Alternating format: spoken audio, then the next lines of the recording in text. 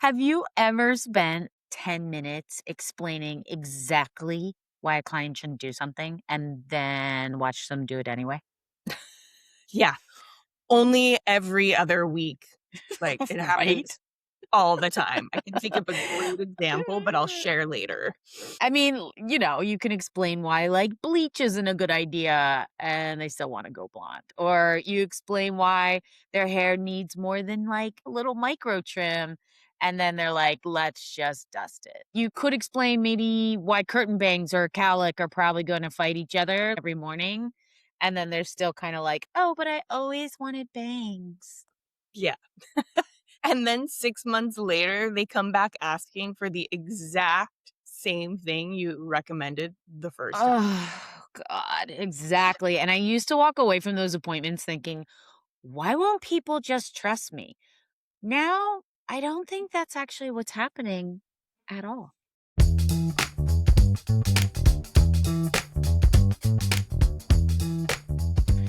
All right. So, welcome back to Hair Smarter, the podcast where we give you what hair school forgot to. And we are Sarah and Sarajane from the break room. And every week we talk about the skills that actually build careers, not just cutting hair, but understanding people.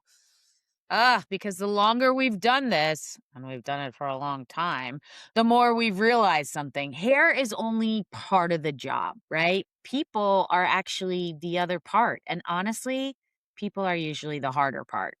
Couldn't have said it better Mhm. myself. Uh-huh. Uh-huh. So today we're talking about something I think every stylist has struggled with, clients who don't take our advice, right? And if we're being Mm. honest, it's so frustrating because Ugh. most of the time we're not trying to prove we're right. We're trying to help. Exactly, right? Oh my God, it's so true. So, listen, today we're going to unpack why smart, reasonable people sometimes ignore really good professional advice and maybe something that we can do differently. Oh, Have you always found this frustrating?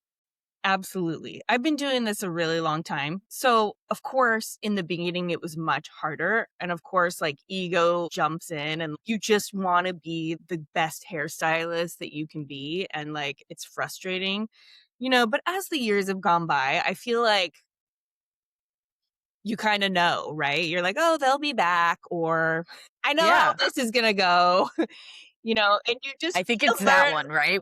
to let it go, right? Well, I think you make a good point, right? Like younger stylists often equate clients following your advice with clients actually respecting them. So I think you're absolutely right because we've all done that, right? We're like, oh, well, if they listen and they are following the advice that I give them, then they're actually respecting me. But I don't know if that's necessarily the case. Let's get into it. Yeah. I think Yeah. that this is one of the biggest mind shifts I've ever had behind the chair. I realized clients usually aren't making hair decisions, they're making identity decisions. Oh, this is so interesting. Say more because I don't think people immediately understand what you mean by that. Yeah, great, great. So let's get into it. Think about somebody who's been growing their hair for 6 years. Okay.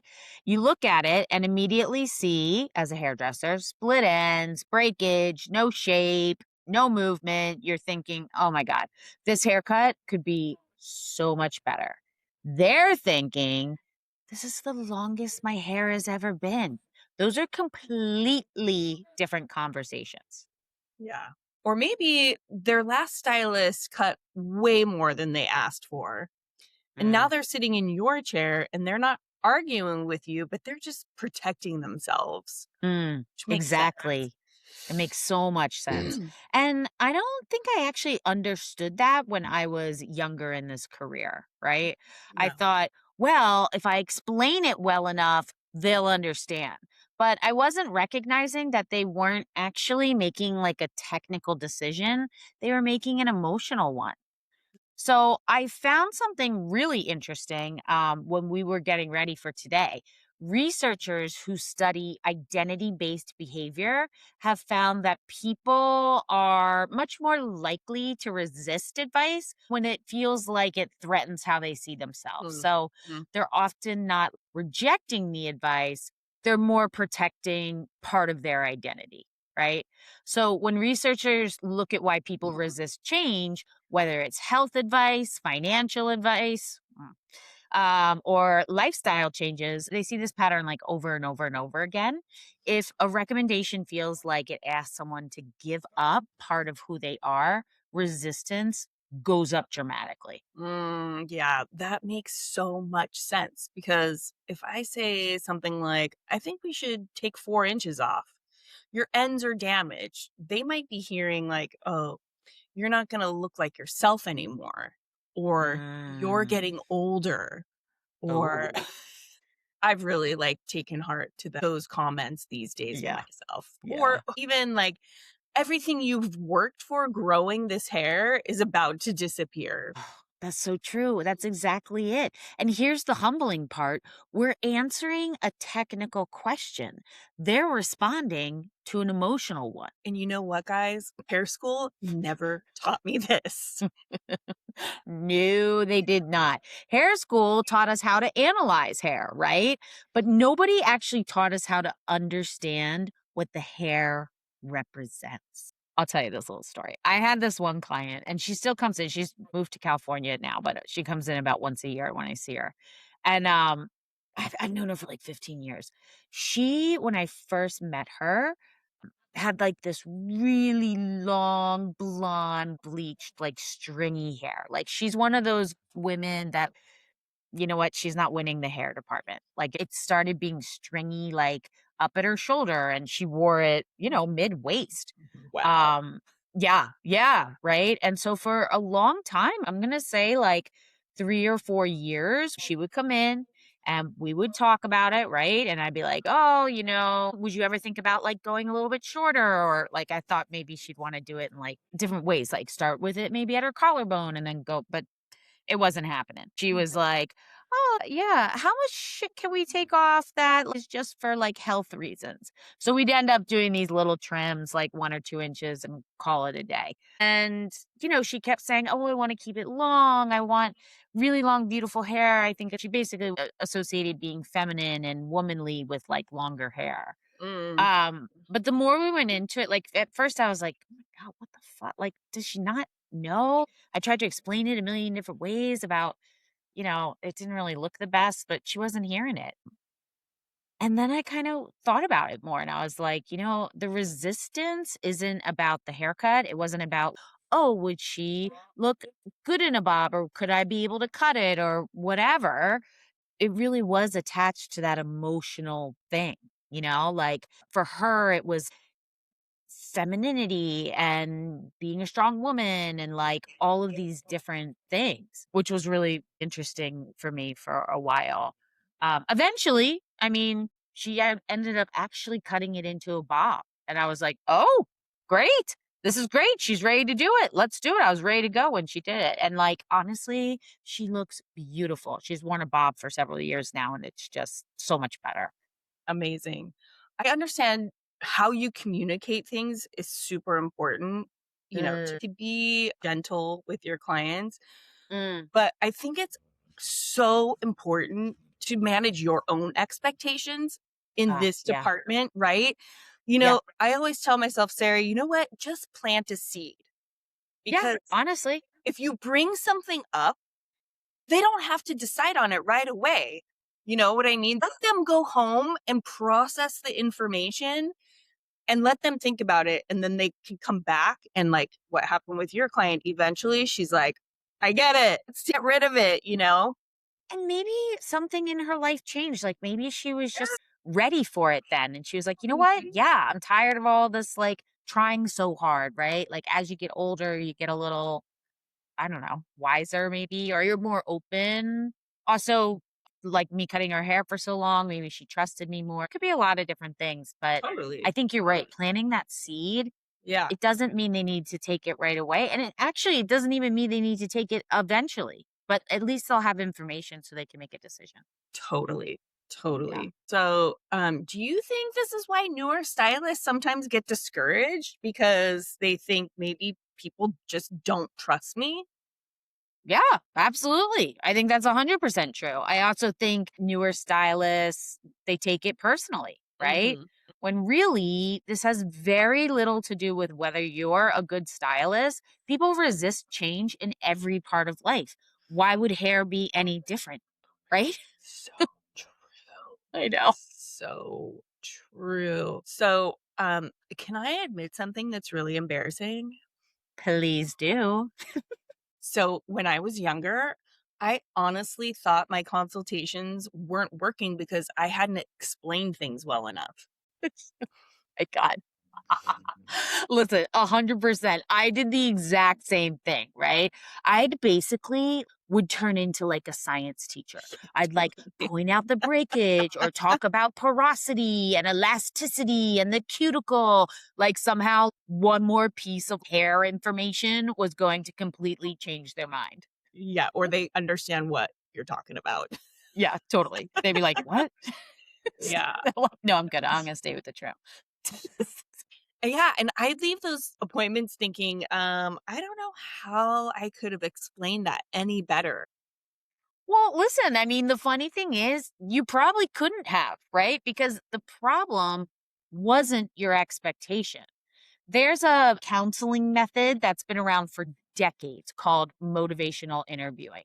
It's used by like physicians, doctors, psychologists, addiction counselors, nutritionists, basically professionals whose entire job is helping people make difficult changes. And Yeah. one of the biggest findings is this: people are much more likely to change when they hear themselves explain why they want to change than when someone else tells them why they should. So questions create change. Arguments usually create resistance. Yeah, and that honestly changed consultations for me. I stopped trying to convince people and I got curious instead. Now, I might ask, what's frustrating you most about your hair lately? Or if nothing changed today, how do you think you'd feel about it in 6 months? Or That's a good one. even, what made you decide today's the day to come in? Because those questions tell me so much more than jumping straight into my recommendation. Yeah. And actually, what's amazing is that clients often arrive at the same conclusion themselves, right? So Not true. because you like talk them into it, but because you gave them space to actually think out loud and problem solve with you. And I'll tell you what, hair school definitely didn't teach me that. No, no. Hair school taught us how to make recommendations. Nobody taught us how to help people discover them on their own. So I had an interesting situation actually not too long ago. Ooh, I like Um, it. a girl came to see me and she had, from what I could tell, beautiful curly hair, but it was on the finer side. Okay. And when I say from what I could tell was because she had an under layer full to about here. And then Okay. she had about 12 inches down to like her mid back of tentacles, let's say, like string. So I could tell from my professional opinion that she had been over styling it, over heat styling it, flat ironing it, blow drying, and maybe she had experienced some hair loss like a couple years ago. So she had booked a half-hour dry cut with me.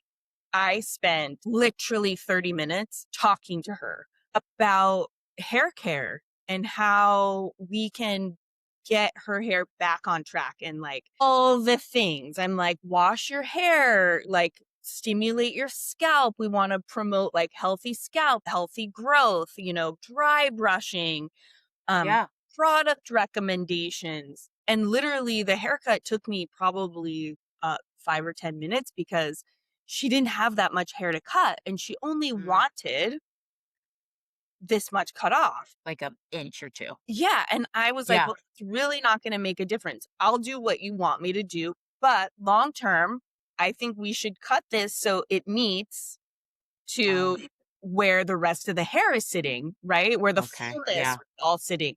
I'm like, your hair is going to perform better. It's going to react better for you. I don't feel like I asked the right questions. I think I went into autopilot and probably just started making recommendations for her. Yeah. Well, I mean, honestly, that's like what we do, right? Like, if you see something that I don't know who the client was, I'm not being a jerk, but like if you see something that's like terrible, you're like, oh my God, I know exactly how to fix this. And you get pumped up to help them help Yes. themselves, right? That's So I exactly what happened. And then she emailed me like the next day or 2 days later, and she was yeah. like, "I don't know what just happened." Like, what she said to me was is she felt like I was almost like reprimanding her, or what was the word that she used? She was like, "What do you do when you like tell a kid they're like not doing the right thing?" Oh. Anyway, Oh. I can't think of the word, but she didn't feel good about the appointment. She felt like, You were like judging her. You jumped yes, right that's in. exactly Yeah. what it was. Oh, And wow. I was like, "Whoa." Like, it was just like Yeah. Cause in you my were just face. trying to be helpful, but she didn't take it that way. Yeah, exactly. So my whole perspective shifted on how I communicate and how much more like gentle I could have been. Because Okay. also, it showed me that like all the things that we've been talking about in this episode already is like her identity was so, I think, like hurt because of Yeah. how I approached the situation and what I learned from this whole thing. I was like, oh, wow, I could have done better here. Yeah. Like And it she hadn't happened. gotten to that point herself yet about deciding about the length, or maybe she had, I don't know, but like you went right in with the recommendations. And when we do that, maybe they could feel judged. Yeah, I mean, yeah. absolutely. And then 2 weeks later, she ended up coming in and I cut it all off. And that's where it is, right? I mean, thank God, first of all. But secondly, that's interesting. Like you said, she had to sit with it for a second, right? Yeah. Yeah. But I actually think there's like one more piece to this because even if you're asking better questions, like you were saying, like I'd rather ask better questions, there are still clients who don't take your advice. And I think that's because advice without trust can sound an awful lot like criticism. Oh my God, exactly. So this Huh. was a first time client for me. She didn't know Okay. me, Okay. and it's such a good point what you're saying because I don't think clients separate expertise from relationship. And I Yeah. think those two things are tied together. Yeah, exactly. And you know what? I think that's where we should go next. Like, advice without trust just sounds like criticism. And you know what I was thinking about when we were kind of like putting this whole episode together? I don't actually think clients decide whether to trust our advice. I think they're deciding whether they trust us. Yeah, that's such an important distinction because if I don't know you yet, every recommendation feels a little risky. It's so Well, true. exactly, right? I mean, think about Yeah. your own life. If someone you've never met starts telling you what you should do, I mean, how do you feel? Oh my God, defensive immediately. Even if they're right. Yeah, especially if they're right. Totally. Because nobody likes feeling managed, right? People like feeling understood. So, one of the Yep. things I found while researching this episode is that decades of research on trust and influence all point to the same idea. People don't follow advice simply because someone's an expert, right? They follow advice from people they believe understand them. That's like a really big distinction, Yeah. right? Yeah. Yeah. Researchers studying leadership, medicine, and communication have consistently found that trust is built through four things: competence, reliability, empathy, and genuine care. So it's actually empathy and care that make people willing to believe your competence. Yeah. And that really hits home because we spend years becoming technically good And we Mhm. assume that's what builds trust. I mean, I'm totally guilty of that. Hi, hello. Let me raise my hand to that, right? Yeah. But honestly, from like a client's perspective, our haircut isn't the first thing they're evaluating. No. They're asking, does this person get me? Do they hear me? Can I relax here? Yeah, totally. And if they don't feel those things, your expertise is much harder for them to receive. And I'll tell you what, hair school never taught me that either.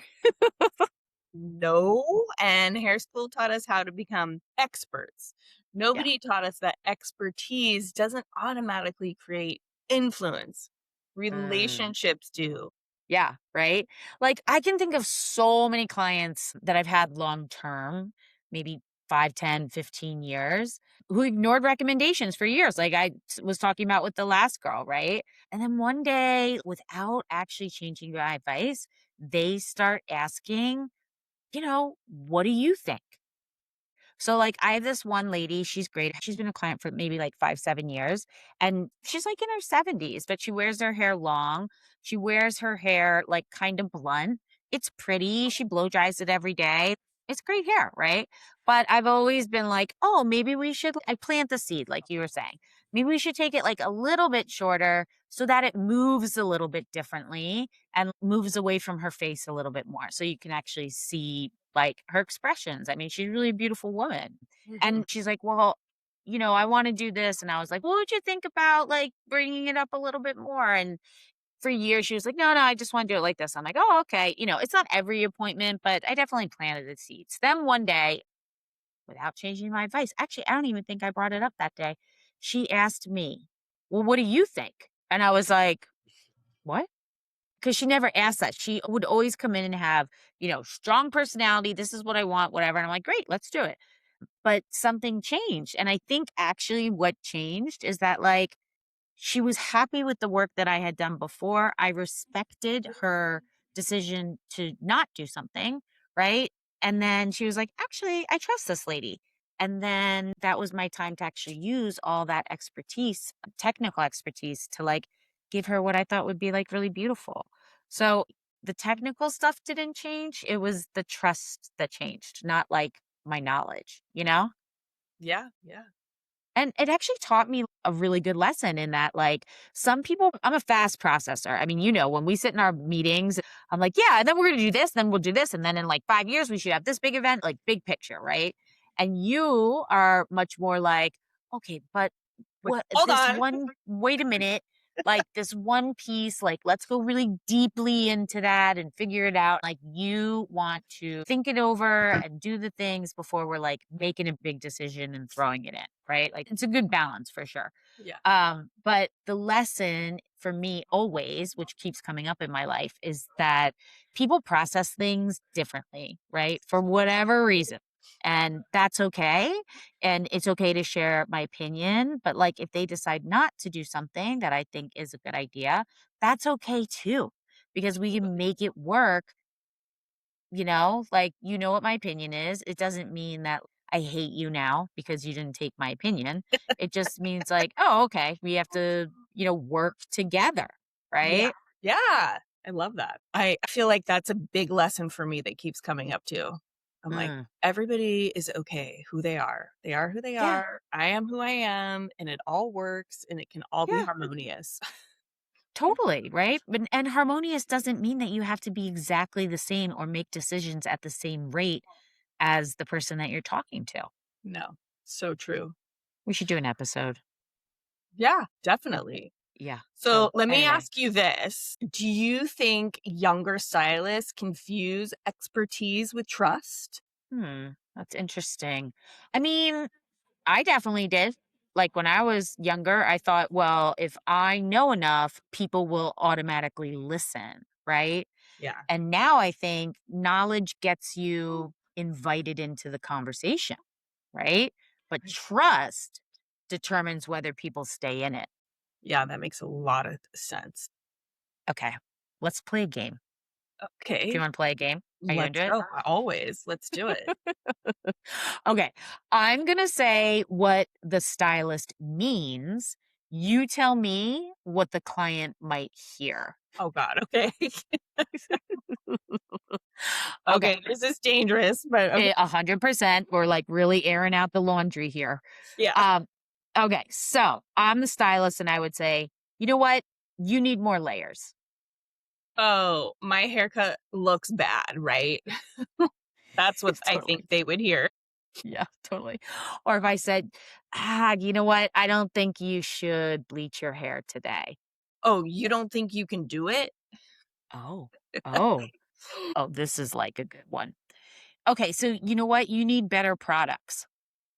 "Oh, okay, so you're judging me and my routine and what I already have at home and what I've already picked out for myself." Or like what I spend on it, right? Yeah, Like, oh my God. yes. What about if I was like, well, you know what? I think you just need to come in a little bit more often. "Oh, you don't think I'm taking good care of myself?" Yeah, I mean, it's funny, right? But like, it's also true. Yeah, I'm learning a lot today too. I know, right? Because communication isn't about what we intend. It's about what landed. That's exactly it. You can Yeah. have wonderful, amazing, pure intentions, right? But still completely miss what the client is actually hearing. Have you had any funny misunderstandings that you've had over the years? Oh, many. One of my worst experiences, I'll try to make this really long story fast. She was a color client back when I lived in California. She came in to get her color fixed, sat in my chair. She goes, "Oh, I put bleach and 40 volume on my hair and I slept in it overnight." What?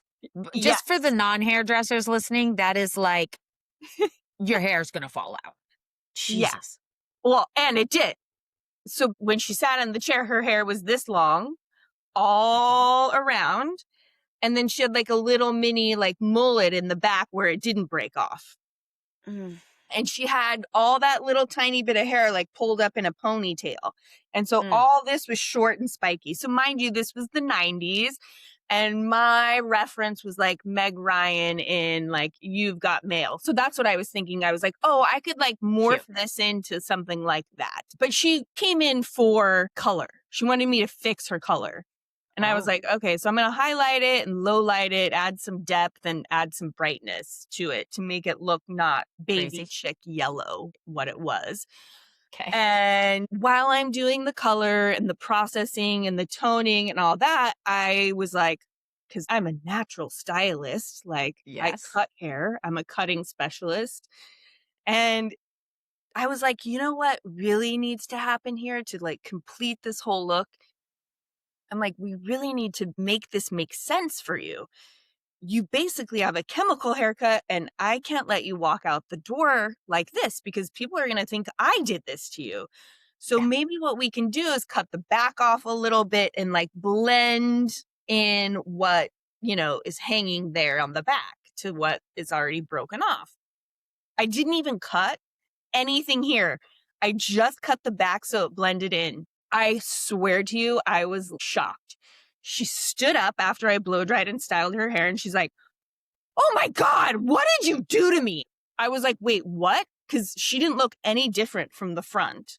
Yeah. And she loved the color. She couldn't believe the back. She's like, "I can't even put it in a ponytail anymore." She's Mm, like, "My mm. boyfriend's going to hate it." Oh, I'm like, "Your boyfriend is going to thank me," is what yeah. I was like thinking in my Yeah, mind. totally. This whole experience changed me because I was obviously a young stylist. This was like, I don't know, maybe 3 or 4 years into my career, and it really made me pull back and say like, "Oh, even though my expertise and my, opinion isn't necessarily what is best Mm. for everyone or anyone," Yeah. like, My God, she was hoping for that like three-string ponytail. Like just I don't even know if it's a ponytail. It's like possum tail. it was like, how could you even fit that in a ponytail anyway to begin Mm. with? Yeah, and she It like was the worst experience of my career, but, oh, yeah, a huge learning yeah. experience. Well, I mean, I think this has made like you and me when things like this happen way more careful about your wording and like how you talk about things to clients, right? They're like sensitive people, like human Yes. beings. So instead of saying like, "Oh, you need blah blah blah blah," I might say, "Can I share something I'm noticing?" Something Yeah. like that. I love that because nobody gets defensive when they're invited into a conversation. Oh my god, girl, say that again. That is literally the best thing I've ever heard. Yeah. So nobody gets defensive when they're invited into a conversation. Mm, mm, It's so true. right? Or maybe like another way you could do that is saying like, "Hey, would it be okay if I showed you what I'm seeing?" Yeah. That's such a different feeling. The client still has a choice. Yeah, right? Yeah. Yeah, so things that I've stopped using, so, like, instead of saying "you need," Yeah. because, I mean, I know my whole life when people tell me "you need," I'm like, tune out," right? So Totally. instead of saying, like, "You need blah, blah, blah," I say, "Hey, can I show you something?" But that won't work. Maybe it's like, "Can I tell you what I think might happen?" Or, like, instead of being like I mean, I've heard this in the salon. I'm not one to say stuff like this, but, like, "Well, I wouldn't do that." Oh, yeah. I mean, that's not great. You're just shutting down all the communication. Maybe it's like, can we explore a couple options together? I don't think those are just like softer. I think they're like a little bit more respectful Exactly. Yeah. We're collaborating, we're not correcting. from your mouth to everyone's ears. Have you ever noticed where like simply changing your wording changed the entire consultation? All the time. All the time. And I think the biggest thing here is for me, because it does happen all the time, we need to be like graceful to ourselves and, Mm, to each other. Like, this isn't linear, it's a process. yeah, Like some clients are going to be really easy to communicate with, and some clients aren't going to be easy to communicate with. And some yeah. clients you're going to want to fall back into these old patterns, but you just have to keep trying and keep the awareness there, and if you do regress, it's okay. It's Honestly, you know when know that I'm doing an okay job is when there's a lot of conversation and I feel the client kind of open up and yeah, talk about something, or maybe they use a little humor, or maybe they're asking questions and it's a back and forth conversation. I know yeah. it's not going well when they're like, okay, I want to do this, this, and this. Or I'll say, oh, do you want to, I don't know, whatever. And it's just like, like one word answers. I'm like, I need to find a different way to ask And something or talk about something. that's a great point, Sarah. Like maintaining your awareness throughout the whole service is so important, because when you feel that shift in energy or body language or tone of voice, that's like the perfect signal for you to shift how you're communicating, Mm, right? mm, good point. Because if you're Great not point. paying attention to those signals, you're not doing your job. Yeah, literally. Maybe we should have a class about that. Or maybe it's coming in September. We'll talk more about it soon. Um, are we trying to be right? Or are we trying to be helpful? Can I ask you something? Sure, always. Yeah. Do you think sometimes stylists get attached to being right? Yeah, I think that's a really uncomfortable question, but yes, sometimes. And especially I think when we're younger and we're still trying to figure it all out. I know I did. Like, if a client ignored my advice when I was younger, I almost felt personally rejected. There was like, ugh, inside, right? I was like, Yeah, why ask me if you're not going to listen? exactly. Then years later, they'd come back and I'd secretly think, see, I told you. Right? Yeah. But I don't know. Now I don't feel that way anymore. Like, I don't. Why not? Oh, well, because I realized it's not my job to win. This is not a sport. Like, I am not on a field hockey field or, I mean, World Cup right now. Like, I don't need to win. That's not what it is. No. My job is to help someone make the best decision they can with the information and emotional capacity they have today. Yeah. And that is such a compassionate way to think about it. Well, I mean, it's also realistic, right? Like people don't change on our timeline, they change on theirs. It's very true. And hair school definitely never taught me that. That's true. But wait, let me ask you this. Would you ever let a client make a decision that you know is a mistake about their hair? Well, yes and no. I will tell my opinion before we make that mistake, and say, hey, I maybe don't think this is a great idea because of this reason, and this reason. But if that's what you really want to do, we can do that. I think it's So, like, how do you always, balance it then? Like, between respecting their autonomy and being like, it is their hair, they can make whatever decision they want after you tell them all the things you think they need to know. But how do you balance respecting that big concept with like professional responsibility? Like, I don't know, it's a little bit softer for us because we're like cutters, but like, imagine if you were a colorist and they were like, oh no, I want to bleach, bleach, bleach, bleach. And you knew their hair was damaged and it was going to not look good or fall out or bleach wasn't great for them or whatever. Like, how do you balance the two? yeah, it's tough. I mean, thank God I'm not a colorist because of Yes. that reason. Seriously. And also, I think we have it really easy because nothing that we do in our career is permanent. Yeah, true. You True. know what I mean? So if I go too short, it's going to grow. If I don't go short enough, they can always come back. Yeah. It's also, I feel like I've gotten really good at just like, it's not me. I take my ego out of it. It's not me. This is their life. This is their lifestyle. This is like their inspiration and what they want to do and how they want to look. Like, it's not me. Yeah. And you're right. Like hair school didn't teach us that. Hair school taught us how to create beautiful hair.